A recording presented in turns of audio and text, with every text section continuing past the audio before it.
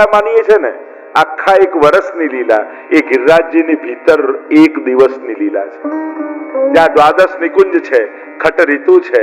ચતુર્ભુજદાસજીની દ્વાદશ નિકુંજની ભાવનામાં જે ગુસાઈજીએ કૃપા કરી ચતુર્ભુજદાસજીને દ્વાદશ નિકુંજના દર્શન ગિરિરાજજીની ભીતર કરાવ્યા. મંગળાથી શયન સુધી આ 6 ઋતુઓ સખી બની અને પ્રભુની કઈ રીતે સેવા કરે છે એનું વિસ્તારથી એમાં વર્ણન છે. એ ભીતર પ્રવેશવાના 8 દ્વાર છે અને આપણા અષ્ટ સખાઓ છે ને એ 8 દ્વારના મુખિયા છે. મુખિયા છે, દ્વારપાલ નહીં. ઘણીવાર લોકો અષ્ટ સખાને દ્વારપાલ સમજે, પણ અષ્ટ મુખિયા, દ્વારપાલ ને મુખિયામાં ફરક એ હોય, દ્વારપાલ દરવાજાની બહાર ઉભો હોય અને મુખિયાજી ભીતર સેવા કરતા હોય. એટલે આ તો લીલાના દર્શન કરીને ગાઈ રહ્યા છે. એટલે ફરક એ છે, અષ્ટદ્વાર એ લોકો દરવાજા અને દ્વારની બહાર ઉભા રહીને એમ વિચાર કરે કે આ સુરદાસજીનું દ્વાર, પરમાનંદાજીનું દ્વાર. દ્વાર છે એટલે કે આ દ્વારથી ભીતર જે લીલા થઈ રહી છે ત્યાં એ દર્શન કરી રહ્યા છે, ત્યાં એ કીર્તનને ગાન કરી રહ્યા છે. આ ભાવ છે. તો અષ્ટસખા એ દ્વાર છે. ગિરિરાજજીના અનેક પ્રકારનું આપણે ત્યાં એ પ્રભુ રૂપ પણ છે અને હરિદાસ વર્ય પણ છે. બંને પ્રકારથી આરાધન. જેમ હનુમાનજી મર્યાદા માર્ગમાં તમે જુઓ તો એ રામ કાજ કરવે કો આતુર, રામના દાસ પણ છે અને એમના પોતાના મંદિર પણ હોય. પુષ્ટિ માર્ગમાં એ ગિરિરાજજીનું સ્વરૂપ છે. પોતે સાક્ષાત શૈલોસ્મી કહીને પ્રભુ પ્રગટ થયા ગિરિરાજજીમાંથી અને સાક્ષાત આ મારું જ રૂપ છે એવો અનુભવ કરાવ્યો. અને વેણુ ગીતમાં ગોપીજનોએ પરિચય કરાવ્યો. અંતાય મદ્રિર બલા હરિદાસ વર્યો. આ તો હરિના દાસોમાં વર્ય છે. સૌથી શ્રેષ્ઠ ભગવદીય કોઈ હોય, દાસ કોઈ હોય વ્રજલીલામાં તે ગિરિરાજજી છે. કારણ કે યમુનાજી તો સખી છે, એ દાસ નથી. દાસ અને સખીમાં ફરક છે. સખી, દાસ, ગોપી આ બધાના જુદા જુદા, ગોપિકા દરેકના એક ભાવ છે. પ્રજાંગના દરેકના એક વિશિષ્ટ ભાવ છે. શબ્દો કદાચ આપણે સમાનતા રૂપા સમજીએ પણ દરેકમાં એક સૂક્ષ્મ ભેદ છે. તો પ્રભુના વ્રજલીલામાં શ્રેષ્ઠતમ કોઈ દાસ હોય, દાસોમાં વર્ય કોઈ હોય તે ગિરિરાજજી છે. કારણ કે દાસની સેવા અને સખીની સેવા એ બંનેની સેવામાં ફરક છે. અહીંયા દાસની સેવા કે સેવા કરતા કોણ શીખવે તો ગિરિરાજ. યદ રામ કૃષ્ણ ચરણ સ્પર્શ પ્રમોદ. દાસનો પહેલો ધર્મ શું હોય? સેવા કરવાની તત્પરતા. જ્યારે ઠાકોરજીને દાઉજી ગાયો ચરાવતા ચરાવતા ગિરિરાજજી પર ચરણોનો સ્પર્શ કરાવે ને, અને સ્પર્શ કરતા જ ગિરિરાજજીના રૂવાડા રૂવાડા ઉભા થઈ જાય. રોમાંચ, એ તત્પરતા ગિરિરાજજીની ભીતર છે. અનેક પ્રકારની ચર્ચાઓ છે, હમણાં વિસ્તારમાં નથી જતો, પણ ગિરિરાજ બાવાના 5 રૂપ આપણે ત્યાં માનવામાં આવે કે જ્યારે તમે ગિરિરાજજીની પરિક્રમા કરો ત્યારે આ 5માંથી કોઈ એક રૂપે દર્શન અવશ્ય આપે. પહેલું સ્વરૂપ છે ગિરિરાજજીનું ગાયનું. બીજું ગિરિરાજજીનું સ્વરૂપ છે સખાનું. 12 વર્ષના લાલ ધોતી ઉપરણા ધારણ કરીને સખારૂપ છે. ત્રીજું ભુજંગનું, ચોથું સિંહનું, 5મું રત્નજડિત ગિરિરાજજીનું. આ 5માંથી કોઈ એક સ્વરૂપે ગિરિરાજ બાવા અવશ્ય દર્શન આપે છે. ગર્ગ સંહિતામાં બહુ વિસ્તારથી ગિરિરાજ ખંડમાં ગિરિરાજજીના સ્વરૂપ, એમનું ચરિત્ર, એના ઉપર બહુ વિસ્તારથી વર્ણન કર્યું છે. કઈ રીતે ગિરિરાજ બાવા સાલમલી દ્વીપથી વ્રજમંડલમાં પધાર્યા, કઈ રીતે એમને શ્રાપ લાગ્યો રોજ તલભર ઘટવાનો, અને ગિરિરાજ બાવા રોજ તલભર ઘટે છે એનો આખો પ્રકાર, એમના શિખરો કયા છે, અત્યારના સમયમાં ગિરિરાજજીમાં ક્યાં લીલા ચાલી રહી છે, આદિ મધ્ય આદિ જે શિખરોની ચર્ચા છે, તો અત્યારના સમયમાં લીલા ક્યાં પ્રભુની થઈ રહી છે એની પણ ઘણી સુંદર ચર્ચાઓ છે. આ ગિરિરાજ બાવા કઈ રીતે ભગવત સેવામાં પોતાનો સ્વયંનો વિનિયોગ કરે છે, કઈ રીતે 7 કોષની પરિક્રમા કરાય એનું આખું વિધાન છે. પરિક્રમાના પ્રકારોનું વિધાન છે. પૂજન કઈ રીતે ગિરિરાજ બાવાનું કરવું એનો પણ પ્રકાર છે. કારણ કે આપણે જ્યારે પણ વ્રજમાં જઈએ છીએ ત્યારે 2 જગ્યાએ પૂજન કરીએ છીએ. એક યમુનાજીનું પૂજન, બીજું ગિરિરાજજીનું પૂજન. વ્રજમાં જાઓ ત્યારે ગિરિરાજજીનું પૂજન કરો છો, પણ એ જ ગિરિરાજજી ઘરે સેવામાં બિરાજતા હોય ત્યારે સેવા કરો છો, ત્યારે પૂજા નથી કરતા. કારણ કે ત્યાં વ્રજના દેવતા રૂપે છે. અમારો દેવ ગોવર્ધન રાનો. વ્રજના દેવતા કોઈ હોય, અને એટલે જ આપણે ત્યાં કહેવાય કે જ્યારે આપણે બ્રહ્મ સંબંધ લઈ જઈએ, વૈષ્ણવ બની જઈએ, અને ત્યારે આપણો કોઈ કુળ દેવતા હોય તો એ ગિરિરાજ બાવા છે, આપણો આધિદૈવિક કુલ દેવતા, વ્રજ ભક્તોનો કુળ દેવતા, તે એ આપણા ગિરિરાજ બાવા છે. અને ગિરિરાજ બાવાનો દેવ રૂપે ત્યાં આરાધન થાય છે, એટલે પૂજા થાય છે. પણ ઘરે બિરાજતા હોય ત્યારે ઠાકોરજી રૂપે બિરાજે છે, એટલે સેવા થાય છે. બિલકુલ ઠાકોરજીની જેમ સેવા થાય છે. અનેક અનેક પ્રકારોની ચર્ચા છે. કઈ રીતે જેમ દૂધ આદિનો ક્રમ હોય એમાં ખાંડ પધરાવી કાચા દૂધથી ગિરિરાજ બાવાના પૂજનનો ક્રમ હોય છે. કઈ રીતે ધોતી ઉપરણા ધરાવવા, કઈ રીતેનો ક્રમ છે. કારણ કે પૂજામાં વિધિની ખૂબ જ મહત્તા છે. જ્યારે કોઈ પણ પૂજા તમે કરો છો તો એ વિધિ પણ મહત્તા છે. અને એટલે જ્યારે કોઈ પણ દેવતાની પૂજા થતી હોય ત્યારે મનોકલ્પિત રીતે ન કરતા એમનું જે વિધાન હોય એ પ્રકારે જ કરવું જોઈએ. અને એટલે ખાસ ધ્યાન રાખવું, કોઈ પણ દેવી દેવતા સાથે રમત નહીં કરવી. ખાસ ગણપતિજીના અને બહુ જાત જાતનું થાય, કોઈ ક્રિકેટર બનાવી દે, કોઈ સાધુ બનાવી દે, કોઈ પોલીસ બનાવી દે. જો આ કોઈ રમવાની વસ્તુ નથી, આ કોઈ હસી મજાકની વસ્તુ નથી. દેવતા છે, પ્રથમ દેવ છે, અને એમનું રિસ્પેક્ટ જળવાય બહુ જરૂરી છે.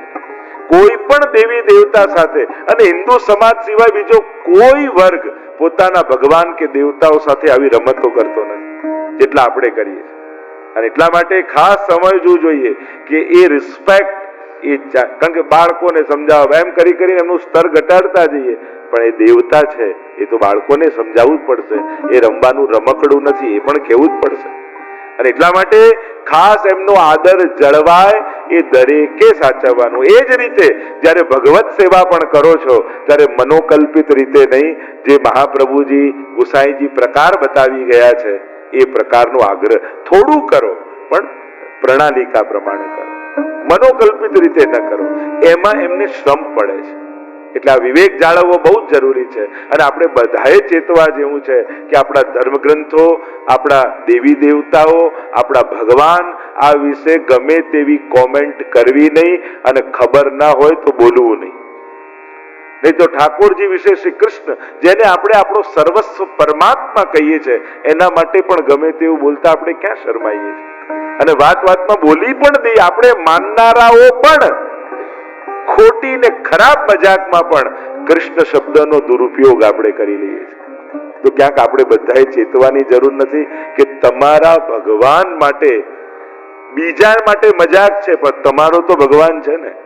અને કોઈ ગમે તેમ બોલી જાય અને આપણે એમાં પણ સહભાગી થઈ જઈએ તો ક્યાંક આપણે જ આપણા ભગવાનનો અનાદર નથી કરતા. એ જ રામ માટે, એ જ દેવી દેવતાઓ, કેટલી વાર આપણે લોકો મજાક કરતા કરતા પણ બને તો ભગવાનનો મજાક નહીં બનાવો. બીજી ઘણી બધી વસ્તુઓ છે હસી મજાક માટે.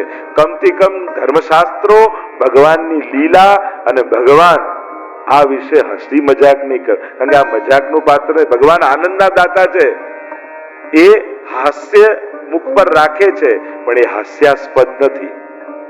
એ હસી કાઢવા માટે નથી. તમારા જીવનમાં એ પ્રસન્નતા લાવશે, પણ એને હસી ન કાઢશો. એની રિસ્પેક્ટ રાખો. આદર નથી તો પછી કઈ નથી. સૌથી પહેલા નાનપણથી બાળકોની ભીતર પણ ભગવાન વિશે ખોટી મજાક ના થવી જોઈએ.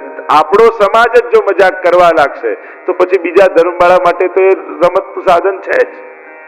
એટલે બહુ ચેતવાની જરૂર. જો બીજા કોઈ ધર્મવાળા એના ભગવાનની મજાક તો શું એક ફોટોય નથી બનાવવા દેતા, અને આપણે ગમે તે બોલવા, ગમે તે કહેવા, ને આધુનિક સાહિત્યકારો પણ બીજું કાંઈ ન મળે તો ભગવાન સામે આંગળી ચીંધવાની શરૂઆત કરી દે કે નવું કરો, નવું કરો. નવું કરવામાં ક્યાંક છીછરું ન બની જાય એની પણ સાવધાની રાખવી જોઈએ.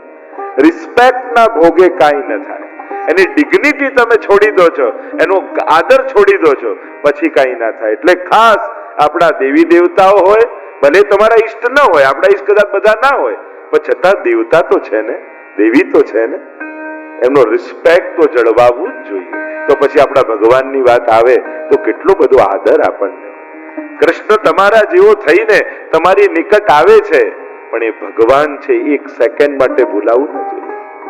અહીંયા પ્રભુ આ ગોવર્ધન યાગમાં ગિરિરાજજીના મહાત્મ્યનું દર્શન આપણને કરાવે છે. ઇન્દ્રને જ્યારે સમાચાર મળ્યા છે, અરે આ વ્રજવાસીઓને હમણાં ખબર પડશે મારા પ્રભાવની. સંવર્તક નામના જે મેઘો હોય પ્રલય કાળમાં વર્ષા કરે, એમને આજ્ઞા કરી જાઓ સમગ્ર બ્રજને ડુબાડી દો.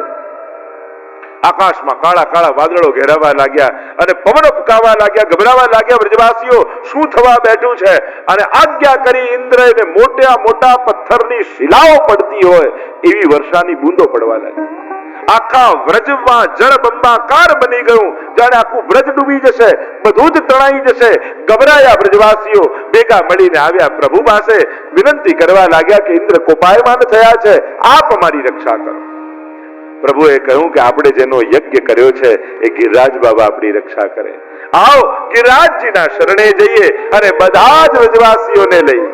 હે ગિરિરાજ, હે ગિરિરાજ, શરણ તિહારે આયો. તિહારો શરણ પ્રભુ આનંદકારી,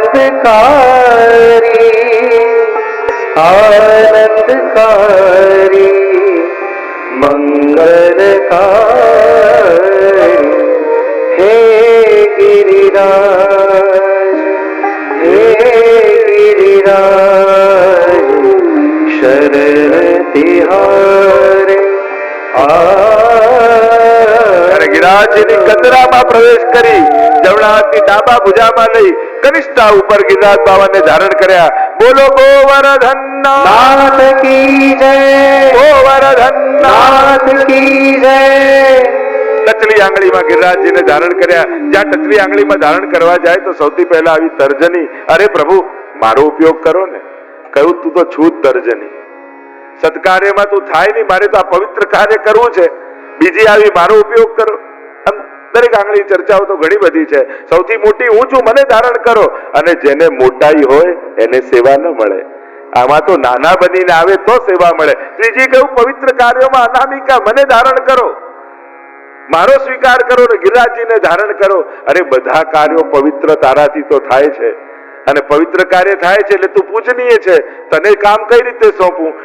નાની તર્જની આંગળી આવી અને ટચલી આંગળી આવીને કનિષ્ઠ આવીને કહ્યું મારું કઈ કામ નથી આ જગતમાં, હું તો કોઈ કામની નથી પ્રભુ, હું આપની શરણે છું, કાંઈ કરી શકું એમ નથી. બસ તારી નિસ્સાધનતા જ તને મોટા પાપશે, તારી આ દીનતા છે એ તને મોટા પાપશે. ટચલી આંગળીમાં ગિરિરાજજીને ધારણ કર્યા છે. અને થાય અરે આટલા મોટા ગિરિરાજજી આવા 7 વર્ષના ઠાકોરજી ટચલી આંગળીમાં ધરે, ભાર ના લાગે?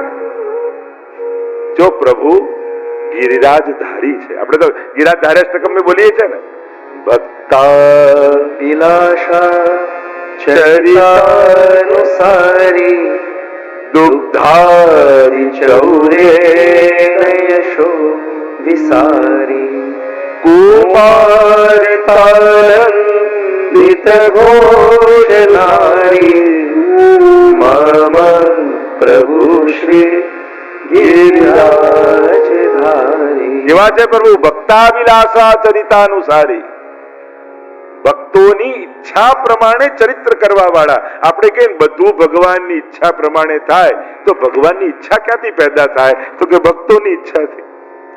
ભક્ત જે ઈચ્છા કરે ઠાકોરજીની એ જ ઈચ્છા છે. પણ પ્રભુ ગિરિરાજધારી છે. ગિરિરાજજી ઉચક્યા નથી, ઠાકોરજીએ ગિરિરાજજીને ધર્યા છે. ફરક શું? તો કે ફરક એટલો, તમને 1 કિલોની સોનાની ઈંટ આપું ને કહું પકડી રાખો તો ભાર લાગે કે નહીં? લાગે ને? અને 1 કિલોનો હાર બનાવીને પહેરાવું તો ભાઈ શોભા વધે કે નહીં? ઉચકવું અને ધરવું ફરક આટલો જ છે. ગિરિરાજજીને ઉચક્યા નથી, ગિરિરાજજીને તો ધર્યા છે. પ્રભુની તો શોભામાં અભિવૃદ્ધિ થઈ છે. આ ગિરિરાજ બાવાના તો પ્રાગટ્યની અનેકવિધ કથા છે અને ઘણી બધી ચર્ચાઓ છે. તો ગિરિરાજ બાવાને ધારણ કર્યા અને પ્રભુની શોભામાં અભિવૃદ્ધિ થઈ. મારો ઠાકોરજી ભક્તોના ભાવથી જ તો શોભે છે. પ્રભુ કહે મારા ભગવદીઓને તો હું મારા હાથ ઉપર રાખું છું, મારી હથેળી પર રાખું છું.